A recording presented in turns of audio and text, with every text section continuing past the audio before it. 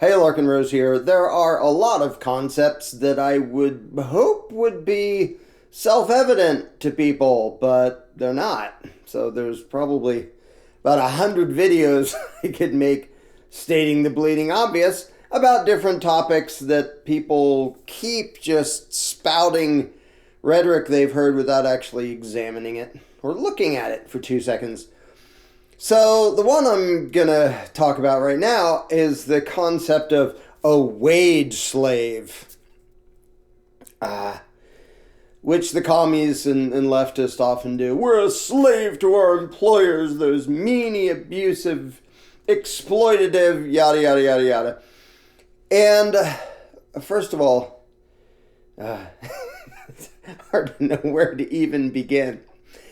There actually is some of that, or at least there was. There used to be more. There still is in some places where a big company comes into some little, usually like third world village somewhere, and they make sure to get in the way of any other opportunity anybody has. They like buy up everything, or they shut down all the competition. They make it so all the people in that area, you can't just live your life the way you were before. We're going to forcibly impose a bunch of stuff on you, and then we'll give you a job, and we'll pay you to work in our cobalt mine or some freaking thing.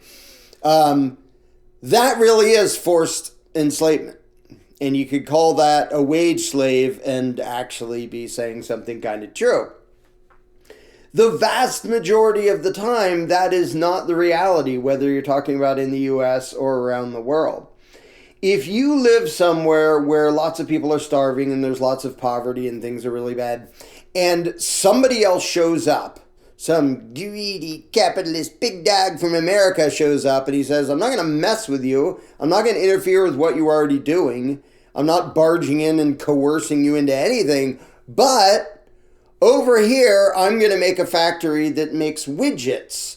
And I'm making that factory down here because I know full well that it costs a whole lot less to pay people down here to work in the factory than it would to pay like union members in the US. Now, you could say that guy is greedy and mean. Is he enslaving them? No, he's literally adding another option. And if that other option is worse than what they already have, assuming he's not like forcing anything on them or messing up what they already had, he's only adding another option that they can either choose to accept or not. That's good for them. That is a positive. That is a benefit. And those of them who decide, I'm going to go work at this factory, even if I'm going to work in this factory for hours every day for just a few bucks or whatever it is, if they do that, by definition, it's because they looked at their situation and the way things were, and they decided that's actually better. As crappy a deal as that may look to spoil-ass Americans, for that person, if they choose to do that, it wasn't actually forced on them, it's because that crappy option was still a better option. I mean, it's crappy from our perspective as rich, spoiled Americans, but from their perspective, that's a step up. So they take it and they go work for however many hours and they get paid. That isn't slavery. I don't know why this needs to be explained. And it isn't slavery in the US. Now, what a lot of commies will say is, well, I have to work to survive, which means I'm forced to work at this place. Well, did that employer make it so you have to work to survive? No, that's called reality. If you were alone on an island, lots of resources, but there's nobody else there, you'd probably have to work pretty hard just to not die. Okay, who's exploiting you? Who's enslaving you? Who's oppressing you in that situation? There's nobody there. Reality is enslaving you because you have to work to not die. That's just the state of nature. That's the state of reality. Now, if another guy shows up on the island and says, oh yeah, I happen to be good at making shelters and hunting and doing a bunch of stuff, I'm not going to mess with where you are. Like, you can have your shelter and whatever you're doing to survive, that's fine. If you want, we can do a trade. Like, if you help me build this thing, then I'll give you some of the fish I catch or whatever the deal is. Now, is he exploiting and enslaving you? No, he gave you another option in addition to all the ones you already had. Now, if all the ones you already had sucked and you're just barely staying alive, you should probably be kind of thankful and grateful that, wow, this other person is offering a voluntary trade that I don't have to take. But they jump to the thing of, well, I'll starve without a job. First of all, no, you won't. So in the US, it's a total blatant lie that you would starve without it. But let's say you're in a situation where that's actually true. Is that a reason to hate and resent the person who gave you an option which through voluntary trade allows you to not die? Or should you maybe be grateful and thankful because he's not your babysitter and he's not your parent and he has no obligation to do a damn thing to keep you alive? He may be busy keeping his own butt alive. And he has no obligation to you. If he decides to trade with you and offers a deal, if it's a deal you don't like, don't take it. You're in the situation you already were. If it's a deal you do like, do take it, and now you're in a better situation, according to you, because you, by definition, you wouldn't have taken the deal. But the idea that, well, we're forced to work, you're forced by reality. You need food and shelter, and food doesn't just jump into your mouth out of nature. Although, in some places in nature, it almost does. So, but which I'll get to in a minute. But shelter doesn't build itself. If you're talking about things other people have to build, the idea that you're entitled to that, including a living wage, whatever the hell that means, the idea that somebody else is obligated to give you a job and then they're enslaving you if you're not getting paid as much as you arbitrarily decide you're worth, that's just ridiculous. It's such a childish view of reality. It's delusional. And that's, all communists are delusional children pretending to be philosophical. If somebody else is forcing you into a situation, well, I don't even have to make this hypothetical. Government forces you into a situation where it's really hard to be self-sufficient. Because if you wander off into the woods somewhere, okay, nobody's living here, nobody's using this, it's unclaimed, and you could do the homesteading thing. If you haven't heard of it, you look up the homesteading principle, the libertarian concept of you go into nature, there's stuff that's unused and unclaimed and middle of nowhere, and it doesn't have to be middle of nowhere, but nobody's using it, nobody's occupying it, and nobody, like raw resources, not you wandered into somebody's house while they were away on vacation and then claimed it, seized the means of production, not that commie crap. Just you went out in nature where there wasn't anybody and you built a little thing and you hunted and you did the things necessary to be a living human being. That's known as homesteading.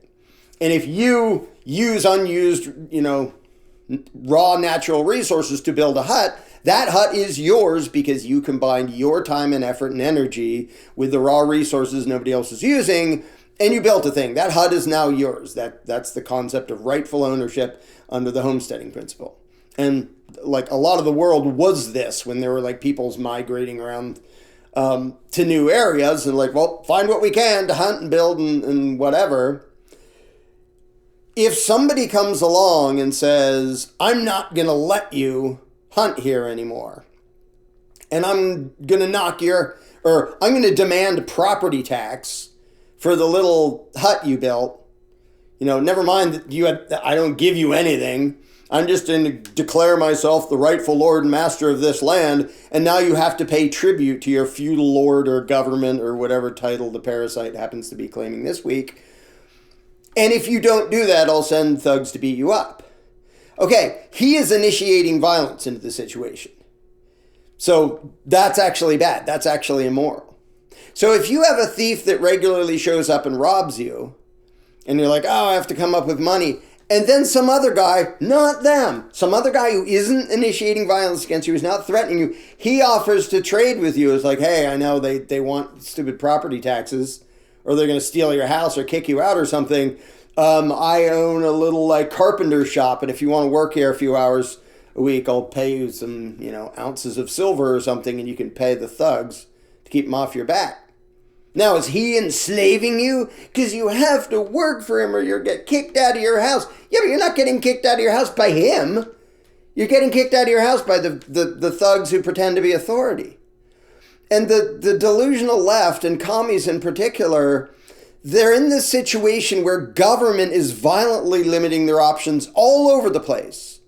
Like, you're not allowed to just go out in nature and use stuff there because government says, this half a continent is ours because we said so. Like, yeah, the government doesn't rightfully own anything. It never did. But it just pretends to own, huge chunks of land because we said so. Not because they did anything with it, not because they've even been there or seen it all, but just by decree. So they forcibly interfere with that because they say, no, now it's all ours. You can't just go out in the woods and build a thing. And you're not allowed to live in a thing within our arbitrary made-up territory unless our inspectors decide it's fit for human habitation. And here's this list of 8 billion things you have to do before we will give you permission to live in a thing you built on your own property. That's land of the free. That's most of the U.S. And it's utterly insane. That is immoral, violent aggression interfering with you. The fact that it's done everywhere doesn't make it any less immoral and insane. And if you want to sell food to anybody, there's a billion more regulations. If you want to hire somebody or work for somebody, here's a billion more regulations and licenses and taxes. And you're not allowed to just, he has his carpenter shop and wants to pay you a few ounces of silver to do however much work.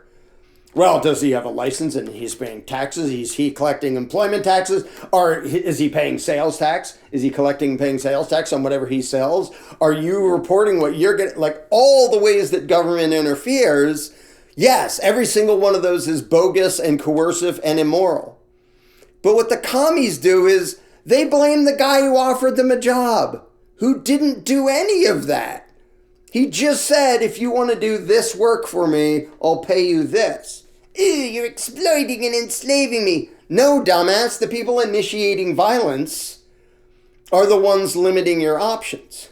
Now, it is true, and this is worth complaining about and condemning, that big corporations will often go to government to ask it to use the violence of law to crush competition and limit what people can do. Yes, by all means, complain about that. But the evil they did wasn't offering you a job. It was using government to forcibly limit your options otherwise. And when the commies complain about, well, I'm forced to work or I starve to death, again, that not being true, that's just reality. And it's reality for the other guy too. Like the carpenter with his little shop. If he just sits on his butt on his side of the island and doesn't do anything, doesn't build a shelter, doesn't hunt, doesn't fish, doesn't do it, he starves to death. That's reality doing that to him.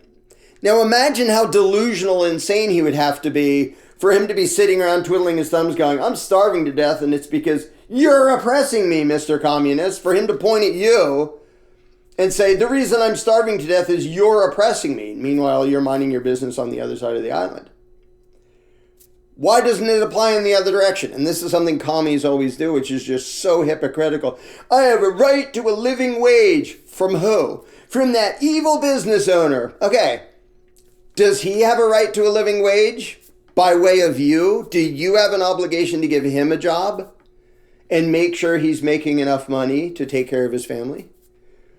What? No, he's the evil exploiter and I'm the worker. This is one of the many arbitrary distinctions that Marxist bullshit just fabricates out of thin air so that this class can just imagine that they're entitled to something from this, the owner class, management, whatever you want to call it. The guy who has a carpentry shop because he built a carpentry shop doesn't magically acquire an obligation to give you a job. You're forced to work because reality says if you don't produce something so you have shelter and food and stuff, you die. Now, if other people give it to you, okay. But he doesn't owe you a job any more than you owe him a job. And one of the most ridiculous examples that commies just can't comprehend, I'm being oppressed because I have to go to work to get a paycheck. Like, yeah, no, you're not. And by the way, when you go shopping and go to a store, you're trading your money for the product of what somebody else made. They are working for you to get money so they can live. Does that mean you're enslaving them? Because you're doing the exact same stinking thing that the business owner is doing. You're saying, I'm going to offer this money in exchange for something I want from you if you want to take that deal. When you buy lunch, you're basically short-term employing that person to make you lunch. Are you an exploiter and an oppressor and an enslaver because you didn't make sure they had a living wage when you bought a sandwich from them? No, that would be delusional and idiotic. Well, guess what? It's also delusional and idiotic when they whine at the exact same thing in the other direction because they thought that somebody offering them a job somehow acquired an obligation to be a babysitter. No, they stinking didn't. And if they're not the ones who forced you into a situation where your options are limited, why the hell would you resent them for giving you another option? Even if it's an option you don't want. Why would you resent them for that? And it's such a delusional, weird thing. And I'll end with this. I've used it quite often, and Commies' heads explode every time I do. If I ask you, do you want to mow my lawn? For free. I'm not going to give you anything.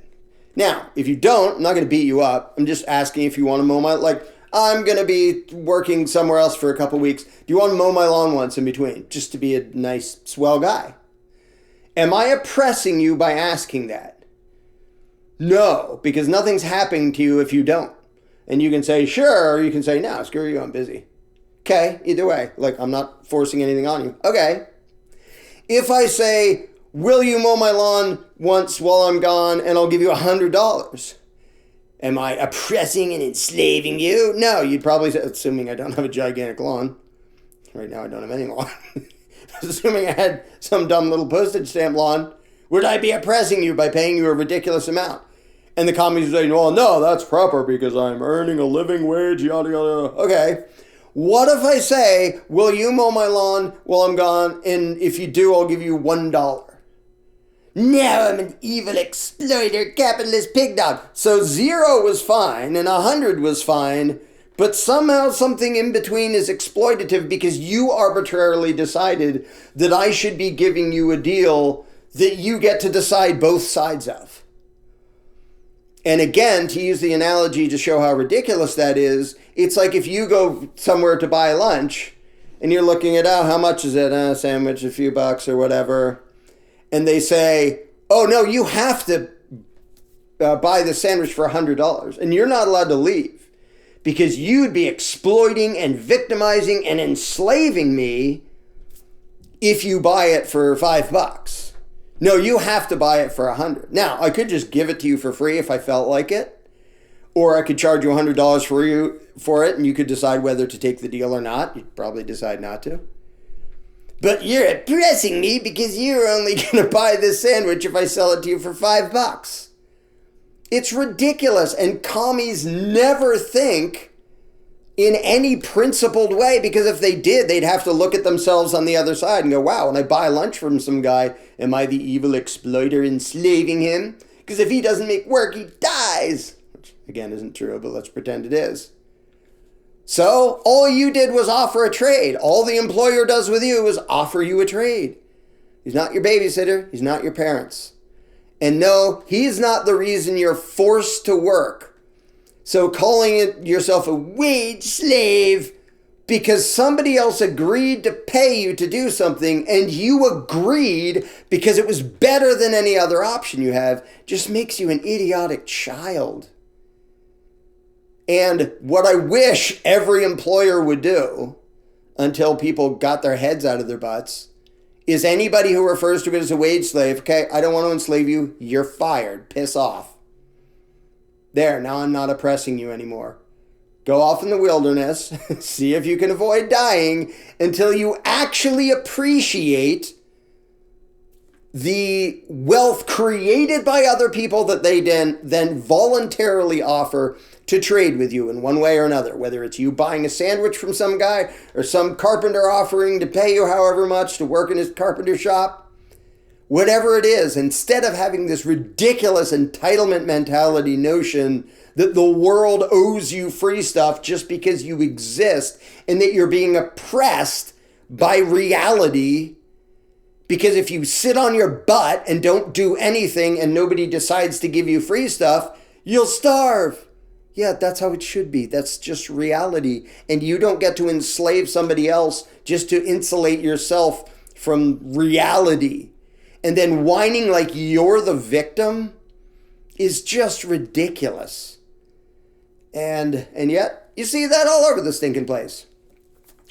Again, there is room to complain, and it doesn't apply to the vast majority of businesses and employers. It only applies when somebody actually uses force to limit your other options, which government always does. Every government does. That's what they are. They're a coercive, parasitic monstrosity. And a bunch of big corporations go to government to try to use government force to squish their competition. That's wrong. That's worth condemning and pointing out and complaining about. But to pretend that you're being oppressed because someone offered you a trade and now you're a wage slave, it ranks up there with the idiocy of rent is theft because for some reason my mere existence entitles me to a building that somebody else has to build for me because I'm just so special and important. Like, no, you're stinking not. Go sit on an island, see if you can build your own shelter, see if you can catch your own food, and when you come back, maybe you'll be appreciative that there are other people in the world willing to voluntarily trade their own property, the products of their labor and their ideas and actually interact with you. Because without that, then you're screwed. So maybe have a little bit of gratitude that anybody else in the world even wants to trade with you instead of pretending like you're somehow the victim because you don't get to decide both sides of every deal. If I sell a sandwich, I should get to decide everyone has to buy it and it's going to be $100 per sandwich. Screw you. You own yourself and they own themselves and they get to decide whether to deal with you. And no, they're not oppressing you by choosing not to deal with you. And they're not oppressing you by offering you a voluntary deal that you may or may not like. That's just reality. Grow the hell up. Reality is forcing you to work, and government is forcibly limiting your options all over the place. But the people just trying to trade, if you're viewing them as the enemy and the enslavers and the oppressors, you're just delusional. And then you're a useful idiot for the control freaks who will say, vote for us and we'll make sure you get universal basic income and free housing and a living wage and free healthcare and free this and free that, paid for by money we stole from everybody else because you were delusional and stupid enough to cheer for the actual enslavement of mankind because you couldn't handle reality.